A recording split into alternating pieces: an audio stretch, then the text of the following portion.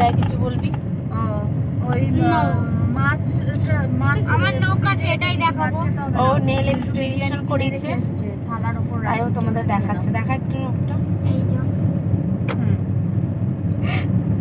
আরো কোথায় যাচ্ছি? ফরচুন সিটি কোথায় আছে? আরো ঠাকুর দেখতে যাচ্ছি। কোথায় ঠাকুর দেখতে যাচ্ছি? নিউ টাউনে। জানি না, নিউ টাউন যাচ্ছিলাম বাইকে করে, দুজন যাচ্ছে বাইকে, আর আমাদের বাইক হয়ে গেছে অর্ধেক রাস্তায় খারাপ। তাই রিটার্ন আবার বাইকের চেনটা ঠিক করেছে আমাদের দাদা যে ছিল একদম মানে উপরের ভগবানের মতো বাইকটা ঠিক করে তুলে নিয়ে দিয়ে এসছি। তারপর বাড়ি গিয়ে আবার গাড়ি নিয়ে এসছে। এখন আমরা 4 জন আছি, মানে রাই, বৌদি, দাদা, আমিও 5 জন আছি এখন গাড়িতে, আর 4 জন হচ্ছে স্কুটিতে। তো চলো ঠাকুরটা দেখা যাক ভালো করে। আবার বৃষ্টি হচ্ছে, বৃষ্টি থেমে গেছে। বল যাতে বৃষ্টিটা না হয়, ভালোভাবে ঘুরতে পারি। বৃষ্টিটা না হয়। চলো একবার দেখা, চলো দেখা যাক ঠাকুর দেখা যাক একটু। এই যে এখন ঝাঁকুনি হলো, তো বাম্পারের ঝাঁকুনি। Ding ding ding ding. Hey everyone, তোমরা তো প্রথমেই আমার থেকে শুনে নিলে যে আমরা কোথায় যাচ্ছি আর আমাদের সাথে কি হয়েছিল। তো তাও তোমাদের সাথে একটু বলে দেখো, এখানে আমি ভিডিও করে নিচ্ছিলাম বাইকে যাওয়ার ভিডিওটা, আর সেটাই তোমাদের সাথে আমি শেয়ার করতাম। কিন্তু এতটাই কপাল খারাপ, বা এক প্রকার ভালোও বলতে পারো, বাড়ির থেকে ঠিক একটুখানি দূরে গিয়েই হট করে বাইকের চেনটা পড়ে যায় এবং আটকে যায়, যার জন্য আমাদের বাইকটা নিয়ে ঘোরা হয়ে ওঠেনি। তখন বদ্দা ছিল একদম ভগবানের মতো বলতে পারো। এমনভাবে বাইকের চেনটা ফেসে গেছিলো না যে আমরা কেউই ঠিক করতে পারছি না। তবে বর্দা বাইকের চেনটা খুব কষ্ট করে বার করে, এবং তাতে না বর্দা হাতটাও কেটে যায়। বর্দা না থাকলে যে কী হতো তা তোমাদের বলে বোঝাতে পারছি না। তারপর কোনো রকমের ঠিক হওয়ার পর বাইকটা আস্তে করে একটু চালানো যাচ্ছিলো, তারপর নিয়ে এসে বাড়িতে রেখে আবার আমরা আমাদের গাড়িটাকে নিয়ে যাই। আর বর্দার যে গাড়িটা ছিল সেনা যেন একটা বাড়িতে রেখে দেওয়া হয়েছিল। আর দেখো তোমাদের সাথে কথা বলতে বলতে আমরা পৌঁছে গেছি।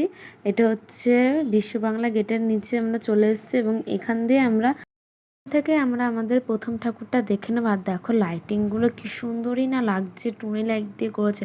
আর আমরা চলে এসেছি, দেখো এই থিমটা তোমরা অনেকেই দেখেছো, আর এটা ইতিমধ্যে অনেকটাই ভাইরাল গেছে। আর এখানে দেখো ছিল দাদা, বৌদি, রাই, রিয়া ও রাজাদাও ছিল। আরে দেখো আমরা অনেকটা ভিড় ঠেলে ভেতর দিকে চলে এসেছি, আর না প্রচণ্ড ভিড় হয়েছিল প্যান্ডেলটা দেখতে। আর যেহেতু আমরা নবমীর দিন গেছি, এর জন্য ভিড়টা আরও বেশিই পেয়েছিলাম। আর উপরটা দেখো কী সুন্দরই না লাগছে। তারপর আমরা চলে এসেছিলাম ভেতরে, আর ভেতরে দেখে চোখটা যেন জুড়েই গেল, মনে হচ্ছে পুরো শিউলি ফুল পড়ে রয়েছে আর মা তার ওপর দিয়ে হেঁটে হেঁটে আসছে। আর থিমটাও না ঠিক সেই রকমই করেছে। আর এই দেখো তারপর মেন ভেতরে, আরও ভেতরে আমরা চলে এসেছি।